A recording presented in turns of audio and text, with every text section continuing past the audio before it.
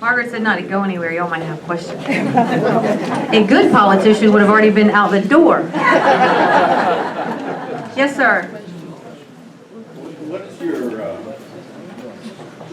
What are your ideas about illegal immigration, especially the dreamers and anybody else that overstays their visa?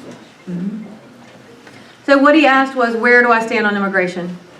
And I'll tell you, as your labor secretary, under Governor Haley's direction, we rewrote the South Carolina immigration law to make sure that if you work in South Carolina, you have to be e-verified first. You have to be a legal participant, a legal citizen to work in South Carolina, or have a visa, be under a legal, permission.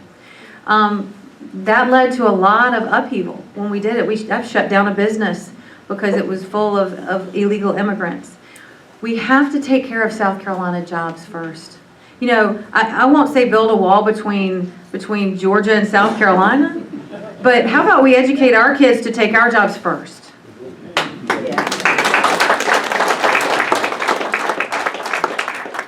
Yes, sir. Yeah, I have a question. And I'm not sure it's this election or will it be the next election, but will you have to pick a lieutenant governor partner to run with you? Yes. And if so, have you considered that position? That's a great question. So he's offering. I need somebody from the upstate. It is really in the general. So we can't. If we picked a lieutenant governor today, they wouldn't be on the ballot for the primary. So it's under the new law. Am I getting this right? And it's not out yet, but the legislation, and they changed it some in the Senate, but would have you picked in short order after you were selected as the candidate. As the candidate. In the primary. Once you're selected primary, then you make a choice. And the theory was kind of like the presidential elections. You may look and somebody you ran against, you may choose for whatever. You may not, but you may, that may be a possibility. And so I know some of the other candidates have said that's more politics than any requirement of law for you to decide that now. Right. No, and that's a really good point. I mean, I guess that we could announce right now if we wanted to, but nobody would get to vote on that lieutenant governor. And I tell you, my thought process is pretty simple. I want a partner. That's it.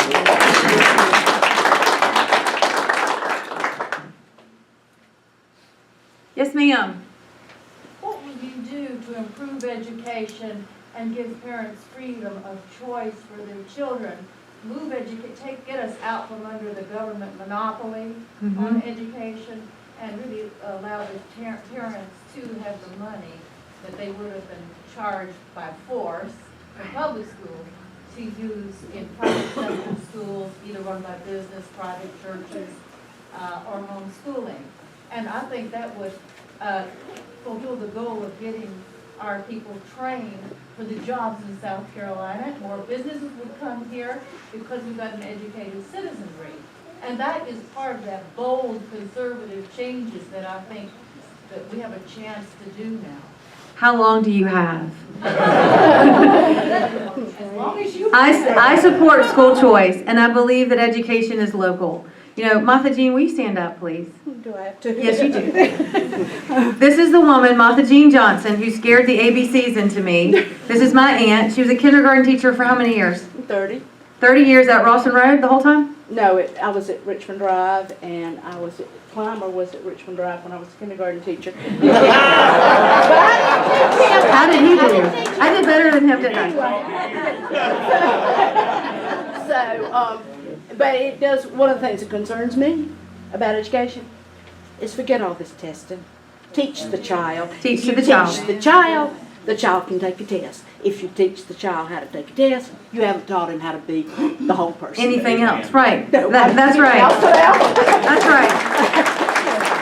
I knew she stood up, she wouldn't be shy. Are you going to run for the school But I agree with you. Oh, no. I am retired. I'm 68.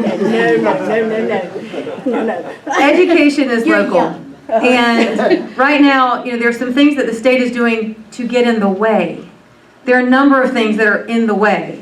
And as governor, unfortunately, the governor doesn't have the authority over the schools or the roads, because that's an elected position or it's given to an entire commission. one thing that I've said over and over is that the Secretary of Education needs to be appointed by the governor. It needs to be a professional and an educator, and if that person doesn't get it right, or the governor doesn't support it, then get rid of the governor. It's very simple. It's called accountability. So, I think we have to let the teachers teach. I think we have to get the money to the children. If you look at the 5 categories where we're spending the most money or more money every year, an increase in education, it starts with construction. Then the middle category is debt service, because we have plenty of money, we're just not spending it right. And at the bottom, instruction. It's upside down. So there are a lot of levers that we can pull to get to school choice. I helped Director Reams at the Department of Revenue, and before that, try to bring the money in for the only real voucher that we have right now, which is for special needs. And it's going really well. So it's a good example. Hopefully the legislature will help us expand that. Yes, sir. The governor stated yesterday that he would do everything in his power to block any money that could come into this state as a result of drilling for oil off our coast. And that could amount to another substantial tax savings to us who live here. What's your view of offshore drilling? Thank you for that question. He asked about offshore drilling. And I tell you what, anything that would create more jobs in South Carolina, anything that would bring in more prosperity in South Carolina, anything that would first do no harm in South Carolina, we're all for that. That's pretty simple. Right now, there are known valuable stores of oil off of the Atlantic coast, but not off of the South Carolina coast. And so, like Florida, who's asked for an exemption, I'm not sure we even need to ask for an exemption, because the oil companies of the world are first going to go elsewhere where it is more valuable to them. Here's what I'm concerned about. I'm concerned that if we did do offshore drilling or even testing, that we're going to hurt our tourism industry, which is in South Carolina 1 and 2 with agriculture. So again, first, it's do no harm. Yes, sir. I appreciated your comments about your twins, and if the personhood act would land on your desk as governor, would you sign it As written, as written? and that's my concern. That's my biggest concern. I will sign anything that reduces the number of abortions in South Carolina. I will do that, absolutely. Hands down. So what's your objection in the current bill? It's not, I don't have an objection in the current bill. My concern about any bill is what it actually looks like once it's passed. Do y'all remember Schoolhouse Rock? Yes. Okay, well, between the beginning of the bill and the end of the bill, It's on Capitol Hill. it's on Capitol Hill. And so the prime rib turns into sausage making. And so a lot of times you'll get a lot of deals made and a lot of words changed. And so I'm always hesitant as a practice to say, I pledge to sign this legislation until that legislation's actually finished. But there's not any question, if it reduces the number of abortions in South Carolina, of course. And that's not a politic thing, I'm a mom. Yes, sir.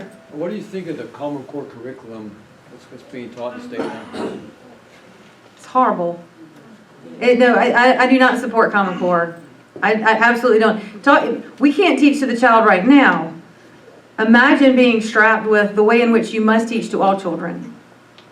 No, I can't support that. Good. How are you going to get rid of it? Say that, I'm sorry? How are you going to get rid of it? I think that we rejected it in South Carolina. We did. And there's some In a way you districts, did, but it's still being taught in the classroom.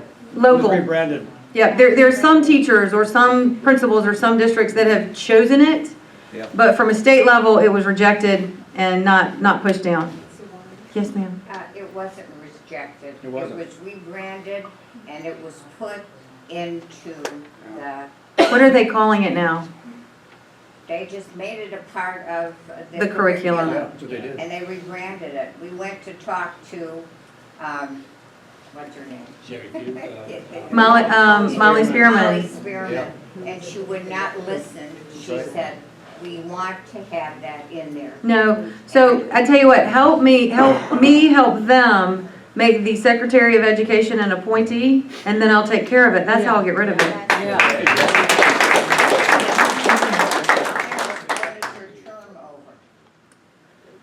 know, where's Sam? When is Molly Spearman? 2018? There